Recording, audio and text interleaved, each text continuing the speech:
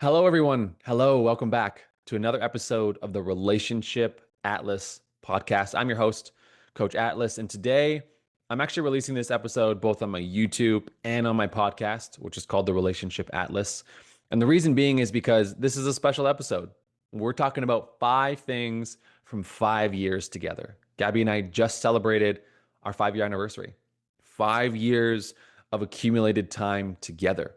And what I love about this is there's still so much to uncover and unfold when it comes to our relationship experience, meaning how much we still have to share with you. And Gabby and I are also talking about putting together a podcast where we have a lot of great conversations about a lot of topics, including our history together. And so, a quick synopsis, or rather just a quick, FYI, we actually started our journey 7 years ago. So 7 years ago is when we started, and we're only celebrating our 5th year anniversary. And so, again, 5 years accumulated time together means so much to us because of how many experiences we've gone through, both together and individually over the last 7 years. Right, quick context there. We were not together for a year and a half, somewhere in there. We actually didn't speak for that year and a half. And we like to call that experience, among other ones, death portals. We have died, theoretically, and been reborn so many freaking times in this relationship. And I think in a lot of ways, that can scare people off to trusting our relationship, but also trusting their own.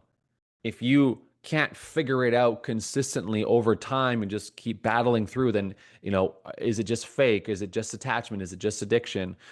And there are so many points of proof out there that have been shared where death portals are massively necessary for relationships as long as they're taken in the correct forms and as long as they're repaired fully. I can think of past relationships where I could call a separation a death portal, but nothing was burning alive. There was no heated experience. I wasn't being asked to stay in the fire of my own experience. I wasn't being asked to face myself deeply and intensely with and without my partner. I was never asked to grow. And if I was, I wasn't answering the call. And so when that reuniting of two phoenixes came together, it wasn't new people, it was the same people. And so when I think about my relationship, I think about those death portals as brutal and tough and so heated between me and me. And yet I stayed in the fire, and so did she. In our own ways, we stayed in the fire. We burnt ourselves alive because what we knew is that what's going to come on the other side is more powerful than if we don't enter this fire at all. So today, that's not the topic of our conversation, but I love talking about our relationship because I don't know, there's just so many great things that have happened that are also really tough. And we've learned so much. And so let's just get into this. Let's talk about 5 things that I've taken from the last 5 years that really stood out to me in reflection of our time together. And the first one I found hilarious when I first wrote it down. The first one I wrote is, I won't ever have it all figured out. This one is a loud one for me. I think about the earlier stages of our relationship where I really was just I'm just going to figure it all out because I have all the answers. Of course I have all the answers. But when I didn't have the answers, that's when things really started to get fiery, difficult, uneasy. Conflict came from my inability to accept the fact that I didn't have it all figured out. And I had spent a lot of time in relationships before we got together. I was a serial monogamist. It wasn't until about 2.5 years before Gabby and I really started our journey together that I decided to stop that trend and take time away from relationships for a couple of years. It turned out to be about 2.5 years. I didn't mean for it to be that way, but I really thought that by that point, okay, I got it all figured out. I also came across a lot of narratives like, don't do it until you have it all figured out. And I had a lot of pressure on me as a man to have things all figured out, or at least that was my perception of what masculinity was going to be or is in the world, right? Think about the wise man just seems to know all. It's kind of what I was trying to achieve in my 20s. And so I won't have it all figured out is a multifaceted conversation. One, it was a lesson that took a long time to learn, meaning it was less about having it all figured out and it was more about being willing to learn what it's going to take to figure it out. It meant being open to other people having different answers. It meant being vulnerable and open to my partner maybe actually having the answer I don't right now. It means I will continue to learn about my past, about where I want to go in the future, and about this moment. Every moment is a learning opportunity. I was just doing some reflection on some of the books that I read, and in there was a conversation around the concept of conflict. And it said, what if we just saw conflict as learning? What if we just saw it as learning? And I really couldn't get that earlier on in our relationship or in any of my past relationships. I couldn't see it as I'm learning both about myself and about my partner right now. And also, I'm learning about our relationship. Every point of conflict or tension is learning. And so, if that's the case, then that actually really does mean I won't ever have all the answers, but I will be on a continuous journey of learning new ones. This also really helped in reflection, helped me realize that we've tried so many systems in our relationship, tried so many different approaches. And even just knowing that, here's all the things that we've tried, and here's the things that worked, and here's the things that didn't, means I didn't have it figured out then. I don't have it figured out now, but I've learned so much. And our relationship now operates so much more effectively because I was willing to start to face that. I really don't know it all. And I have to stop thinking that way because when I stop thinking that way, I take away opportunity for our relationship to grow. I take away opportunity for her to grow, for me to grow, for us to grow, for everything in my life to grow. I'm basically saying, I'm good. Let's stunt this growth right now. I already have the answers. So I don't have it all, or I won't ever have it all figured out. Helps take the pressure off. It helps create some ease in the process where I can walk into situations with the understanding that I might get this wrong. That was tough. It's not as tough anymore. Sometimes it is. Sometimes it still irks me a little bit, still gets me, and I don't respond as well as I'd like to. And that's okay. Because again, in that there's tension, and in the tension is learning. I won't have it all figured out was the number one thing that I wrote down. Number two, the story that I am telling myself is, God, listen, it's a simple phrase. We've heard it before. It's more of a mental approach to handling situations. It's not so much body. And usually a body approach is more powerful. But this one for me, being able to linguistically share what's coming up for me from a position of ownership and accountability without knowing and being okay without knowing the absolute truth has been an absolute game changer for me. This simple statement, I mean, I'm gonna triple down on this. I'm gonna quadruple down on this. I don't know what's bigger than quadruple, quintuple. I'm gonna that's a weird word. Quintuple down on this. The story I am telling myself is how many points of conflict I don't even know have been prevented because of this conversation that Gabby and I have agreed to having around the story that I'm telling myself is crazy. It's so multifaceted. Here's the first piece is I own and take full accountability for my perception. Just in that of itself is a game changer. I am not saying you are responsible for my experience. I am not saying you are at fault for what I am thinking or feeling. I am not saying that this is all about you. I am noticing a feeling in my body and the story that is being created in my mind as it perceives that feeling is this. Or again, the story I am telling myself is because everything is driven by a story. And so when I can tune into that story and share that story rather than, I can't believe you did this. Why would you ever do that? You're so wrong. This doesn't make any sense. None of that has any prevalent, um, none of that is prevalent to what we're trying to go after here. Right. And so when I own the story from ownership and accountability, I'm taking away so much of the heat that comes from saying you're responsible for my story. It's incredibly different. I know too, when she shares the story I'm telling myself, I don't feel defensive at all. There is no, what's there to be defensive about? What is there to take personally? It's not about me. She has acknowledged there's a story alive for her. There's a high chance that we're all the time projecting our own story. So, what if we notice and actually honor the fact that we're projecting that story? Then what? Just did the whole, if you're listening to this, if you're watching this, I've done this about 6 times now. That for me has been huge. Now, I don't want to only live in the world of it's been huge for my relationship, because if you can hear it correctly, if you're listening to what I'm saying, if you can really get this, what you'll also get is that this has been a massive game changer for my own healing.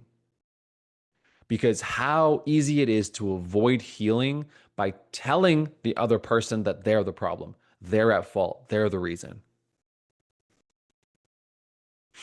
The reality is that I am being faced with a part of myself that I may not like or may not have a relationship with. And so when I own my story, I'm actually acknowledging that part of me in a way that can create healing for myself.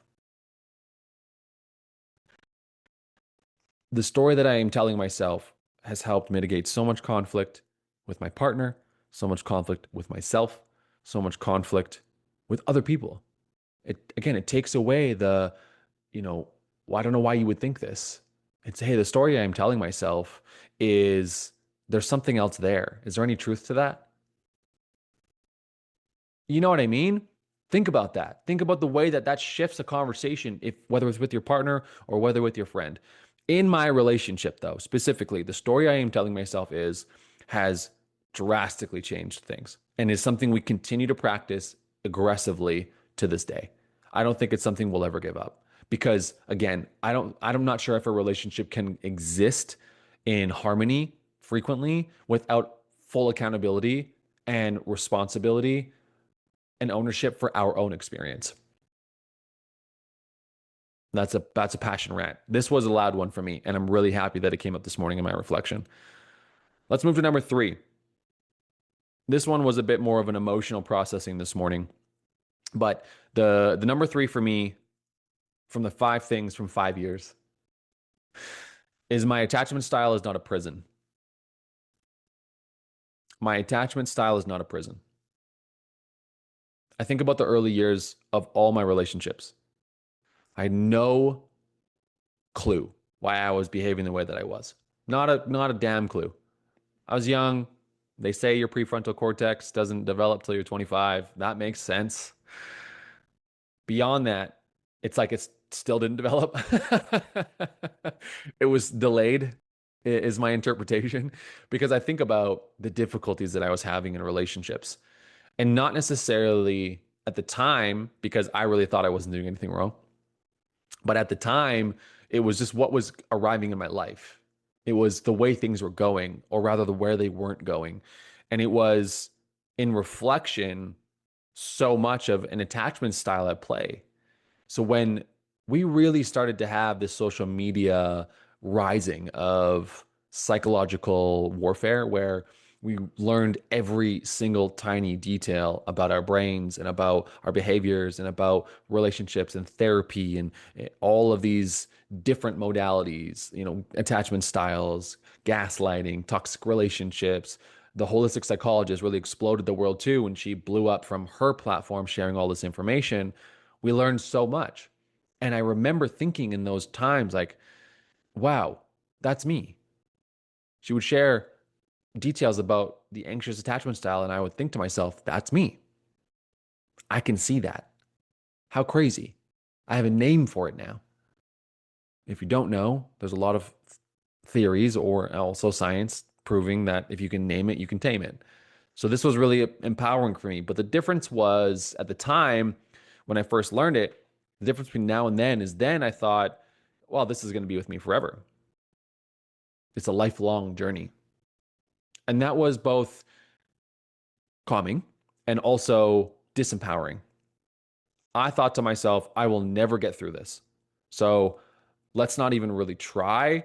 Let's learn better systems, but I'll never get through this.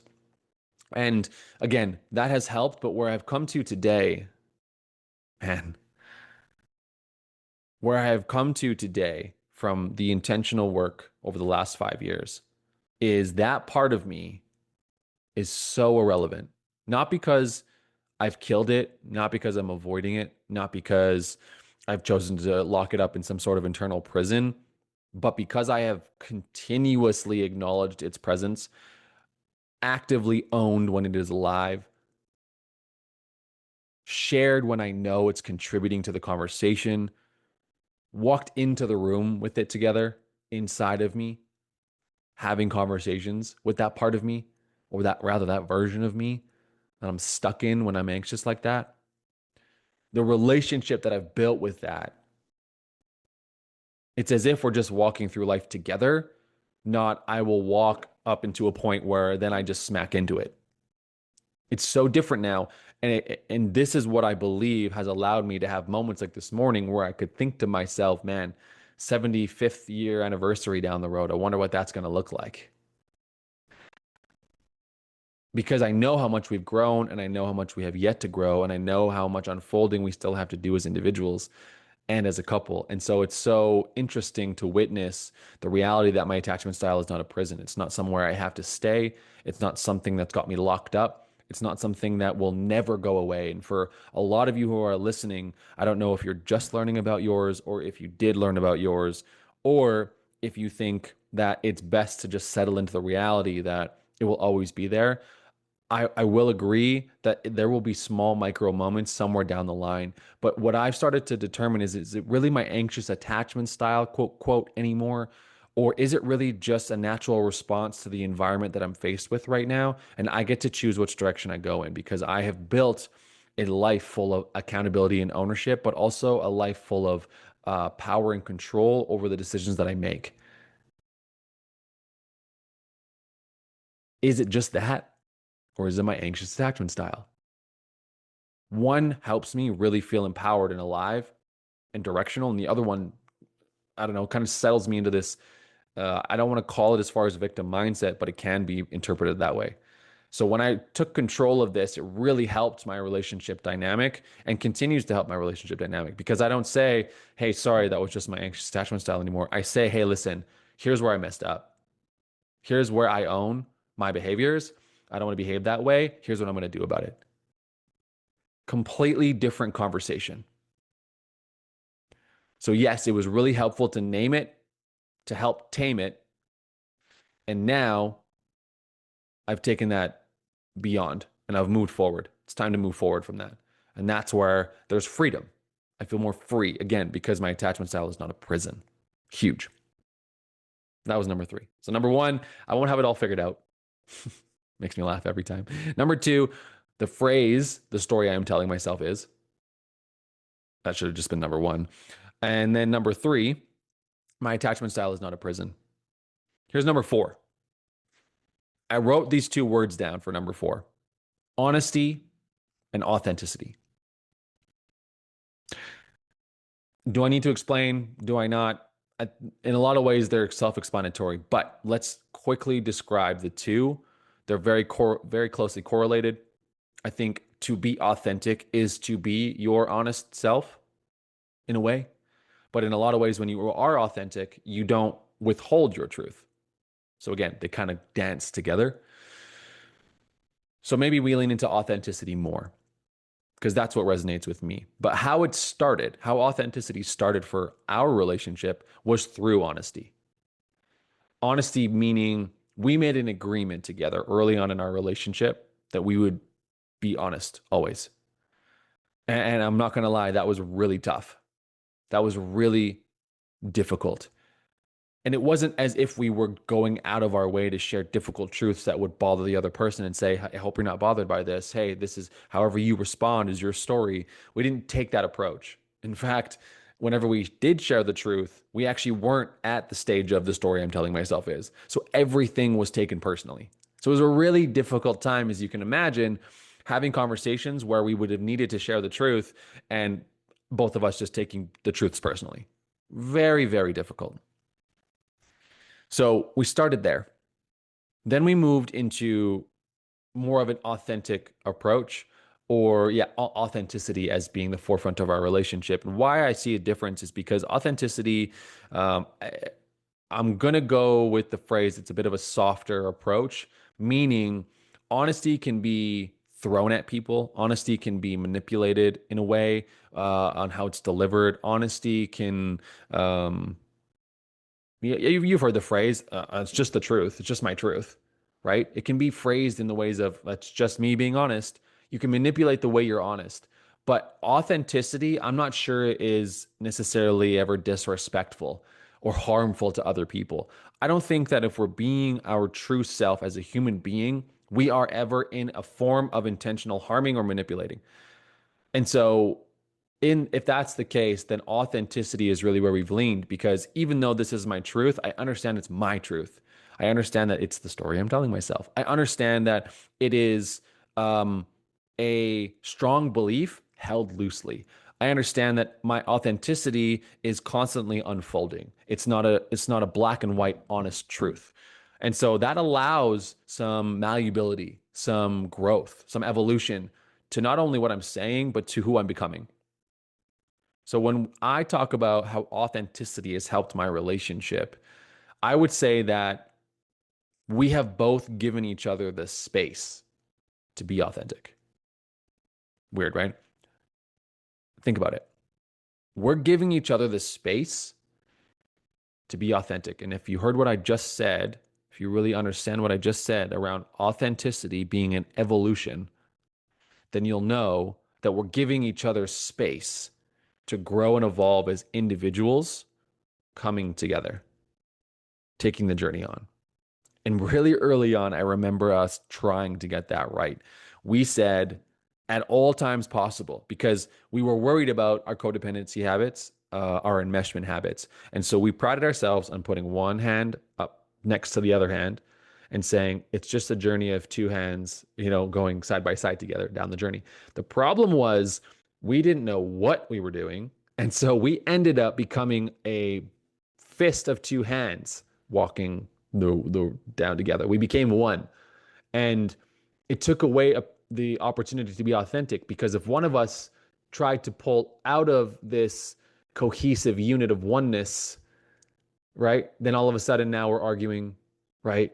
We're scared, we're confused. Why are you different than me? Where are you going? Are you sure you still choose me if you go over there? We just weren't getting it right.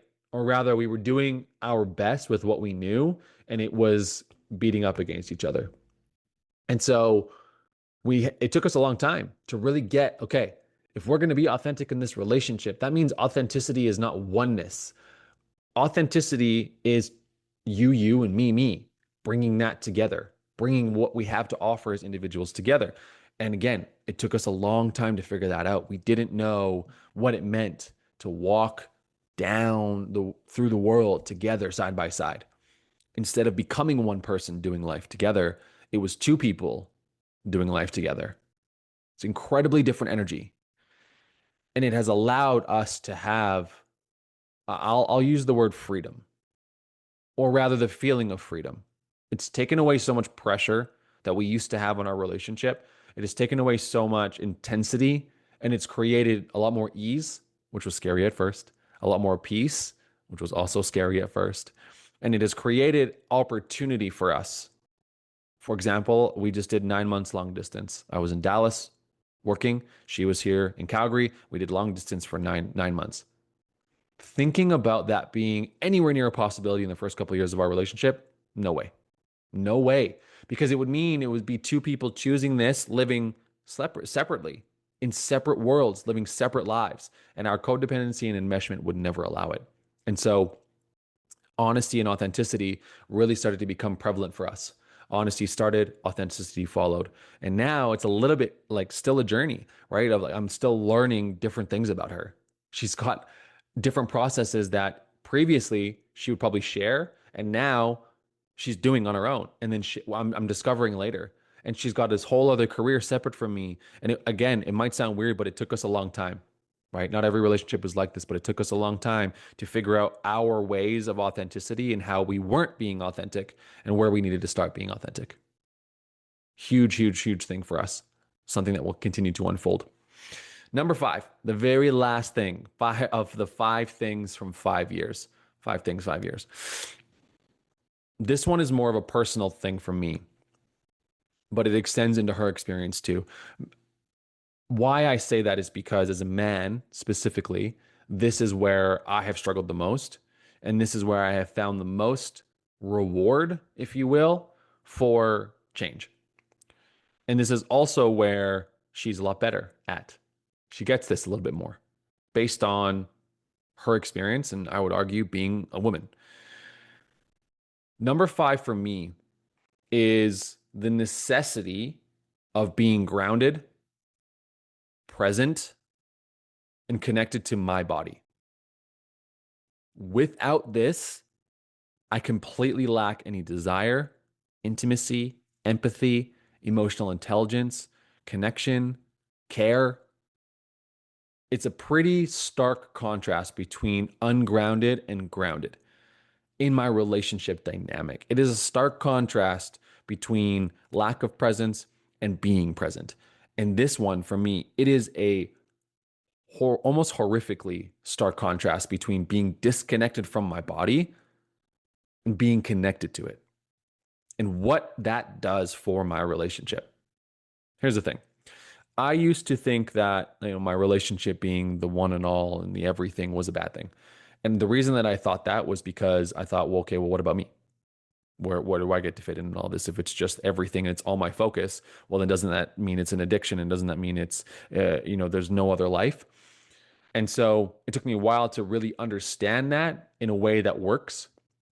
And the way that it works is by understanding that my relationship is where I have the greatest opportunity to grow spiritually, emotionally, mentally, whatever. Every aspect of my growth 10x's through my relationship.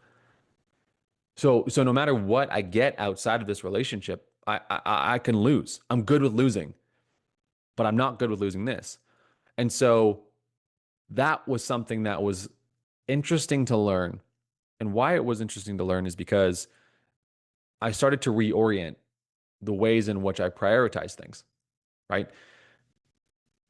We all know what it's like to not be grounded. Grounded meaning settled, grounded meaning calm. We all know what it's like to not be present, distracted, lost in thought, stressed, overwhelmed, worried, in fear response. And we know, if we're really paying attention, what it means to be disconnected to our bodies. As a man, you may be able to make the assumption that because you're horny, you're connected to your body. I disagree. A lot of my experience of that is actually anxiety. And I've translated it to being horny. Very different thing here, right? So I'm actually not connected to my body. I'm still connected to a story about a feeling. I'm not settled. I'm not in it without interpretation. I don't get it.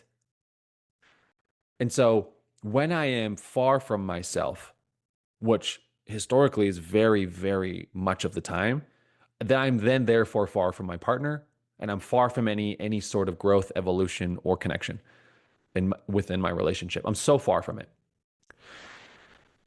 But when I am not, this was, I guess, the difficult part for me, is there's actually an overwhelmingly large amount available to me when I am present, grounded, and connected to my body. Overwhelming. Colors are different out in the world. My connection to people I don't know through the streets, just by walking past them, not saying a word, not even making eye contact, is different. Walking my dogs is different. Hugging my partner is different. Everything is different. Sex is different. There isn't anything that is not different between grounded, present, and connected to my body versus ungrounded, lacking presence, and disconnected to my body. Not only does it help me do all those things, see color more clearly, feel more alive and energetic, feel more content with my experience, ease my anxiety, whatever, you name it. Not only does it do those, but what it allows me to then take on, I get to look at my partner's eyes for what feels like the first time because I've been so distracted with my damn work and my future plans. I'm a future tripper. She's a past tripper. So sometimes we butt heads in that. But I've noticed a lot of men are future trippers. We're tripping on things that don't exist in the future and they're causing issues here now. Right. And so when I stop future tripping and I settle that in and I'm allowed to be here with my body and with this experience, I can actually look at her, which is weird, right? I can actually pay attention. I have more capacity to be honest and authentic. I have more capacity to hold her experience because I'm holding mine really well. And I just have more capacity to hold life, right? I talked about this last time, capacity being how much you can hold. What's your max capacity moment, right? You're, let's say, a 50-liter jug of capacity and the world keeps adding shit in there and at some point it explodes, right? How big is your capacity? And all of this work of grounded, present, and connected to my body has opened up more and more capacity. Now I'm 1,000-liter jug. That's just the truth. So I can hold so much more of my experience, of her experience, of our experience, of the direction we're going, of the things that we're taking on together, of the next steps, of what life is throwing at us around AI and Trump and Elon and Canada's government. You know what I mean? Like there's so much more I can hold. I'm less bothered. I'm less anxious. I'm less stressed. And I am more accessible to her. And that took me a while to learn. I didn't get that at first. I was super distracted. I would beat myself up often. I remember there's a whole phase of our relationship where I was a mess. I was an absolute disaster because I couldn't, let me rephrase. I didn't have the capacity that I needed for that experience. I didn't have it yet. And I didn't know how to build it. And so I didn't necessarily explode because my version of exploding was really taking myself out of life. Right. I have a history of suicidal ideation. So I would take myself out with that idea. Be like, well, what's the point? I would go into depression. I'd go into hiding. And I wouldn't be able to interact with people, let alone myself. I didn't have the capacity yet. And I didn't know how to build it. So building my capacity to be grounded, to be present, and to be connected to my body, one of the greatest things I've ever done. And continue to do. This is not something that I have reached a pinnacle of. It's something that I continue to challenge myself with. Right. I have this great friend of mine who wants to share on social media more often. And I always poke the bear like, hey, do it today. Hey, do it today. Hey, do it today. And there's micro moments where he does it. And in that, what he is doing is he is building his capacity for discomfort. He can hold more now. It comes easier. That's what I'm talking about when I talk about being grounded, present, and connected to my body. We talk about meditation, right? How long can you meditate for? How can you, and more importantly, the question is, how much capacity do you have for nothing?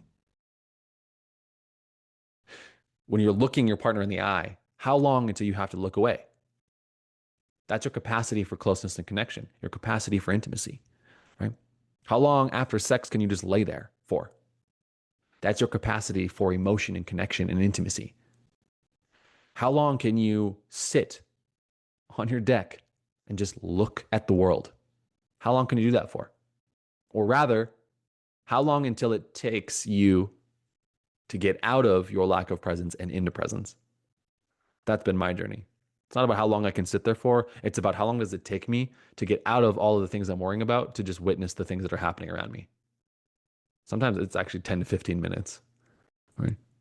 So you think about the impact that has on my relationship. It's 10 to 15 minutes. I'll get back to you with whatever you said in 10 to 15.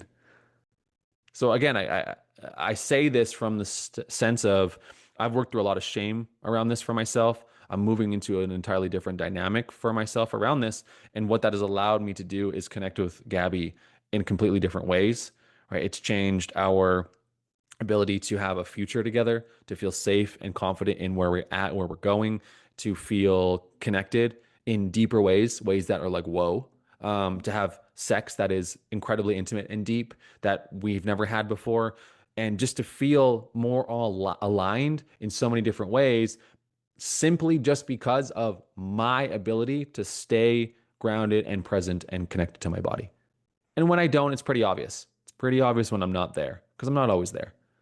But I know that's the place to return to because even in that, if I can return to the groundedness, the present, and the connected to my body, I can get to the story I am telling myself is quicker. I can get to the reality that I won't have it all figured out quicker. I can get to authenticity quicker. It's less effort because I'm putting in the effort prior to that to connect to my body, to be grounded, to be present. Those are 5 things from 5 years. I hope there's some value in there for you.